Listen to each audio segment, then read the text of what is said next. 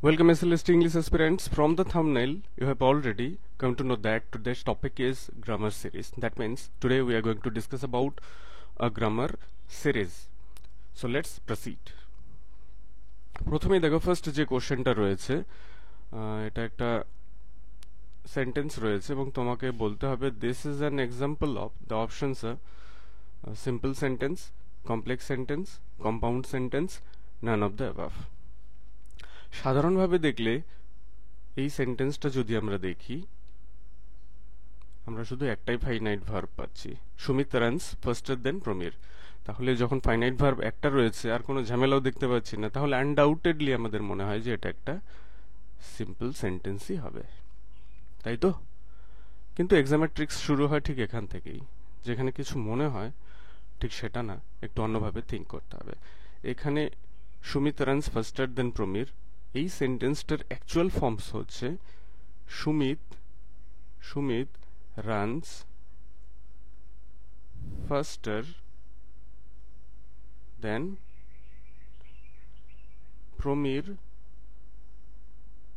প্রমির does. এটা হচ্ছে actual sentence. তাহলে দেখো এখানে ডাজ ইন কনভেনশনাল সেন্সে এই ডাজটাকে উজ্জ্ব রাখা হয়, এটাকে আমরা কিন্তু ইউজ করি না, বাট এটা কিন্তু ল্যাটেন্ট অবস্থায় সেন্টেন্সে রয়েছে এবং সেটা তোমাকে বুঝতে হবে। এবং একটা ক্লজ রয়েছে, দুটো ফাইনাইট ভার্ব রয়েছে, তাহলে এটা তো সিম্পল হচ্ছে না, এটা হবে কমপ্লেক্স সেন্টেন্স। কারণ এখানে দেন কিন্তু কোঅর্ডিনেটিং ক্লজ নয়। এখানে দেন থেকে যে ক্লজটি শুরু হয়েছে দেন প্রমিট ডাজ, এটা হচ্ছে একটা সাবঅর্ডিনেটিং ক্লজ বা সাব ক্লজ। আমরা জানি কম্পাউন্ড সেন্টেন্সে দুটোই মেইন ক্লজ থাকবে, দুটো main clause and, but, X, Y, Z বা কনজাংশন দিয়ে জয়েন করা হয়। কিন্তু এখানে সুমিত রানস ফার্স্টের দেন কিন্তু it is introducing a sub clause, তার মানে একটা মেইন ক্লজ রয়েছে আর একটা সাব ক্লজ রয়েছে। আমি খুব আস্তে আস্তে বলছি, যাদের স্পিডে ইচ্ছে তারা একটু স্কিপ করে যেতে পারো। তাহলে এখানে এটি কিন্তু কমপ্লেক্স সেন্টেন্স হচ্ছে। আর একটু ডিটেলস আমার বলা উচিত ছিল, আমি বলবো না, কারণ সেম টাইপের একটা কোশ্চেন রয়েছে, তাহলে অ্যান্সারটা এখানেই বেরিয়ে আসবে। তো চলো আমরা সেকেন্ড কোশ্চেনে চলে যাই।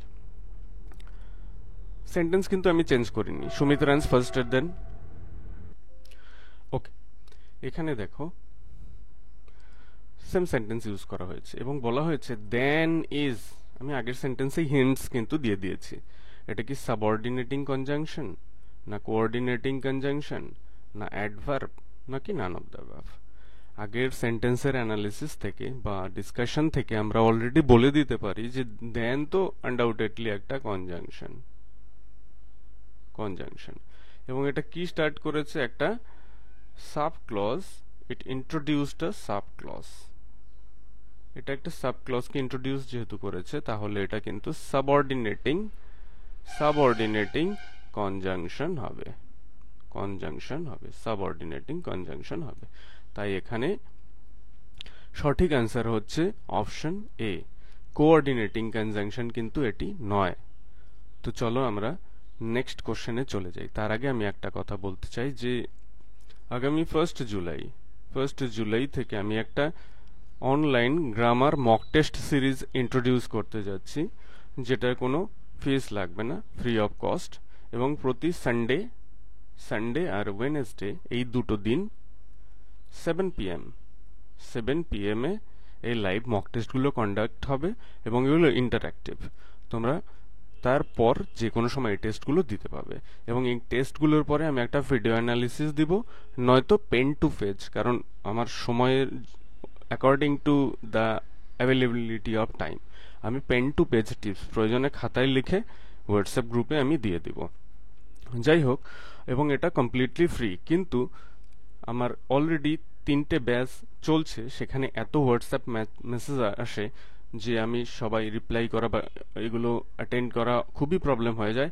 তাই আমি 99 রুপিসের একটা সাবস্ক্রিপশন রেখেছি, শুধুমাত্র যাতে একদম সিরিয়াস ক্যান্ডিডেটসরাই এই গ্রুপে জয়েন করে, এবং এর জন্য তোমাদেরকে আর কোনো মান্থলি ফিস দিতে হবে না, এবং এক্সাম যেদিনই হোক সেই দিন পর্যন্ত, সেটা 3 মাস পরেই হোক আর 6 মাস পরেই হোক, এই মক টেস্ট সিরিজগুলো কিন্তু কন্টিনিউ করতেই থাকবে। এবং প্রতি মক টেস্টে কোশ্চেন কতগুলো থাকবে, এটা একটা, যেমন অনেকের মধ্যে কনফিউশন থাকে, এখানে দেখো অ্যাজ পার এক্সাম, প্রায় লাস্ট এক্সাম আমরা দেখেছিলাম 40% কিন্তু গ্রামারের কোশ্চেন ছিল, তার মানে 24 নাম্বার অফ কোশ্চেন্স কিন্তু গ্রামারে থাকছে। তো আমার মক টেস্টগুলোকে 24 বা 25 থেকে 30, প্রিফারেবলি 25+ কোশ্চেন্সই থাকবে, এবং সেগুলো অ্যানালিসিস তোমরা পেয়ে যাবে, ভিডিও অ্যানালিসিস নয়তো পেন টু পেজ রেফারেন্স আমি দিয়ে দেব।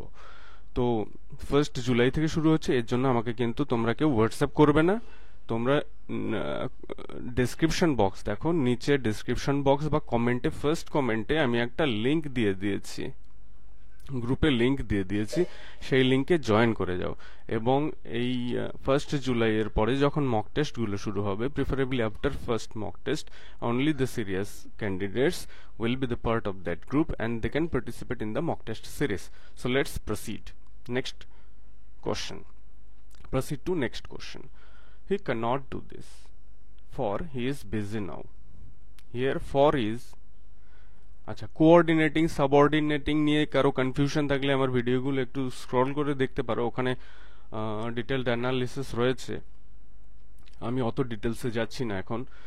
হি can't do this for he is busy নাও, এখানে তোমাকে বলতে হবে ফর হচ্ছে প্রিপোজিশন না কোঅর্ডিনেটিং কনজাংশন না অ্যাডভার্ব না সাবঅর্ডিনেটিং কনজাংশন। ফর নাম শুনেই তো আমরা বলে দিই যে এটা একটা প্রিপোজিশন, কিন্তু এর সেন্টেন্সে কিন্তু এর ডাইভার্স ইউজ রয়েছে বিভিন্নভাবে, এটা কিন্তু is used in a sentence. প্রিপোজিশনও হতে পারে, আবার কনজাংশন তো আনডাউটেডলি হতেই পারে। এখানে দেখো ফার্স্ট অফ অল, এখানে দেখো he can't do this, he can not do this, এটা একটা সিম্পল সেন্টেন্স বা এটা একটা independent clause. For he is busy now, সে ব্যস্ত, দুটোই কিন্তু মেইন ক্লজ, এবং এটা ফর নামক একটা কনজাংশন দ্বারা যুক্ত হয়েছে। তাহলে এখান থেকে তো আমরা অবশ্যই বলতে পারি যে ফর হচ্ছে কনজাংশন, কিন্তু এর ফলে কি হলো, প্রিপোজিশন অ্যাডভার্ব দুটো অপশন ইরেস্ট হয়ে গেল। বাকি আমাদের সমস্যা হচ্ছে কোঅর্ডিনেটিং কনজাংশন আর সাবঅর্ডিনেটিং কনজাংশন। 1 নাম্বার আর 2 নাম্বার কোশ্চেনের রেফারেন্সে তোমরা দেখবে যে আমি সেটাও কিন্তু প্রায় ক্লিয়ার করে দিয়েছি। সেটা কিরকম, এখানে দেখো যেহেতু দুটো মেইন ক্লজকে অ্যাড করেছে, সাব ক্লজকে যদি অ্যাড করতো তাহলে না এটা সাবঅর্ডিনেটিং ক্লজ হতো, কিন্তু এটা কোঅর্ডিনেট করছে দুটো ইকুয়ালের মাঝে। এরকম না যে একটা মেইন ক্লজ একটা সাব ক্লজের মধ্যে এটা কানেক্ট করছে, এটা কোঅর্ডিনেট করছে দুটো মেইন ক্লজের মধ্যে, তাহলে এটা তো কোঅর্ডিনেটিং কনজাংশন হতেই হচ্ছে। ওকে, আমি আর অ্যানালিসিস দীর্ঘায়িত করছি না, কারণ ভিডিও লেন্থ বেশ বেড়ে যাবে। নেক্সট কোশ্চেন দেখো, we shall not see his like again. Here like is preposition, adjective, adverb, noun. এই সেন্টেন্সটার একটা মিনিং রয়েছে, we shall not see his like again, তার মতো মানুষ বা লোক কখনো দেখব না। হিজ লাইক, এখানে লাইক মানে হচ্ছে তার মতো মানুষ, অর্থাৎ এটা কিন্তু নাউন হিসাবে কাজ করছে। সো এখানে right answer option D. Option D is right answer. Next কোশ্চেনে চলে যাও।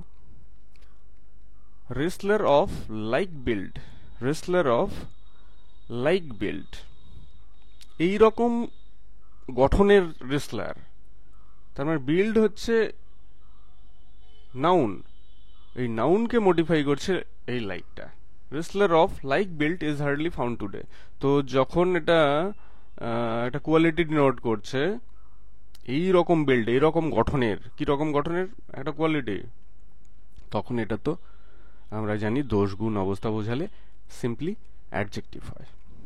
আমি আর এটা নিয়ে দীর্ঘায়িত করছি না। তোমরা মক টেস্ট সিরিজগুলো এর থেকে ক্রিটিক্যাল কোশ্চেন্সই পাবে, এগুলো বেসিক কোশ্চেন্স। এবার দেখো, concentrate more on what you are doing. Here more is the options: preposition, adjective, adverb, noun. more এই কথাটা যখনই মনে আসে মনে হচ্ছে যেন এটা অ্যাডজেক্টিভ, কিন্তু অ্যাডজেক্টিভ তো হয়ই, কিন্তু বাক্যে কিন্তু মোর অ্যাডভার্ব হিসাবে ইউজড হয়। এখানে দেখো, কনসেন্ট্রেট মোর, কতটা কনসেন্ট্রেট করতে বলা হয়েছে। মোর এটা ভার্বকে ডিনোট করছে। কনসেন্ট্রেট করো, মনোযোগ করো, কতটা? মোর। যখন একটা ভার্বের কোয়ালিটি ডিনোট করে, কন্ডিশন ডিনোট করে, ভার্বকে মডিফাই করে সিম্পলি, সেটা তো অ্যাডভার্ব হতেই হবে। এখানে সঠিক অ্যান্সার অ্যাডভার্ব।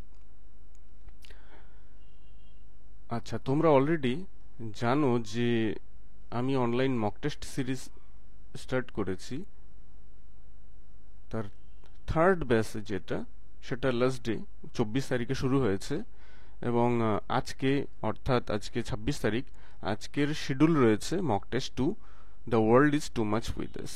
যারা পার্টিসিপেট করতে চাও তারা আমাকে হোয়াটসঅ্যাপ করবে, এবং এর জন্য চার্জ হচ্ছে 299 ফর 3 মান্থস, এবং এই মক টেস্টগুলো ভ্যালিড থাকবে টিল এক্সাম। ঠিক আছে।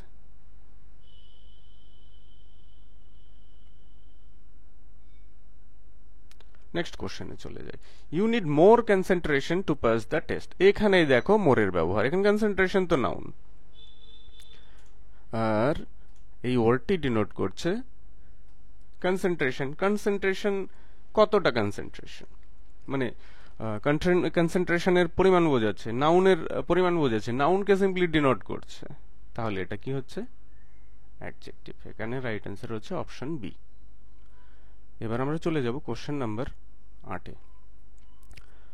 শি ইটস ভেরি লিটল, সে খুব কম খায়।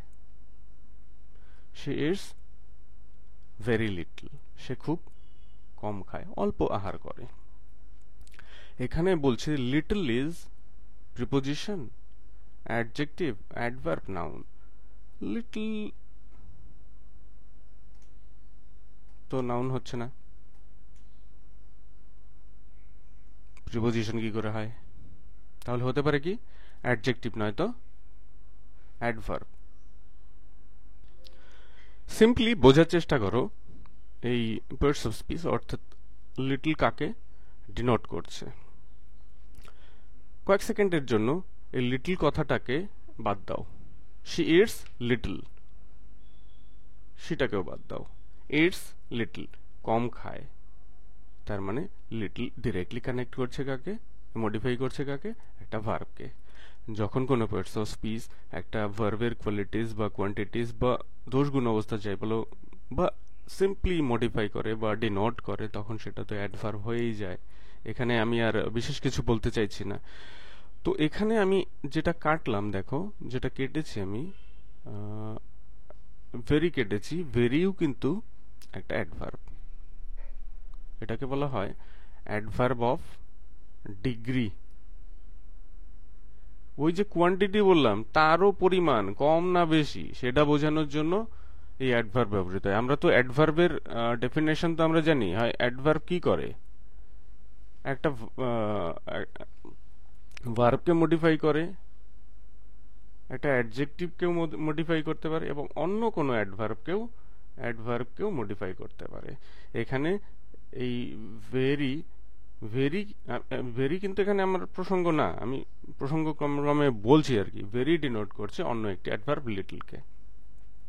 আর little simply the little child, যখন আমরা বলবো the little baby, little food, little food, তখন কিন্তু লিটল অ্যাডজেক্টিভ, বাট তখন লিটল আনডাউটেডলি যখন আমি বলবো লিটল লিটল চিলড্রেন ও চাইল্ড, তখন তো এই মহাশয় একটা নাউনকে ডিনোট করছে, তখন এটা অ্যাডজেক্টিভ হবে। কিন্তু এখানে কি করছে? লিটল কাকে ডিনোট করছে? Simply little food, little, it's little, not little food, it's little ভার্বকে ডিনোট করছে, তাই এটা কিন্তু little adverb.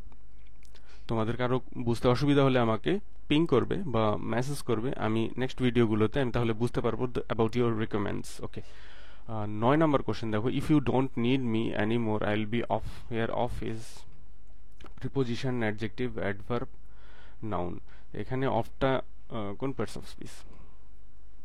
If you don't need me, তোমার যদি আমাকে প্রয়োজন না থাকে, I will be off. Off মানে আমি চলে যাব, আমি দূরে চলে যাব। আই উইল বি অফ, কোথায় যাব? দূরে যাব। দূরে কি করব? যাব। I will be, be off, be verb, ভার্বকে ডিনোট করছে অফ এখানে। সো খুবই সিম্পল অ্যাডভার্ব এটা। ডিনোটিং এর ব্যাপারগুলো দেখার জন্য একটা সিম্পল ভিডিও আমি দিয়েছি বেশ কিছুদিন আগে, তোমরা পারলে একবার সার্চ করে দেখে নিও। তাহলে এখানে অফ কিন্তু অ্যাডভার্ব, কিন্তু অফ যে শুধু অ্যাডভার্ব হিসেবে ব্যবহৃত হয় তা কিন্তু নয়।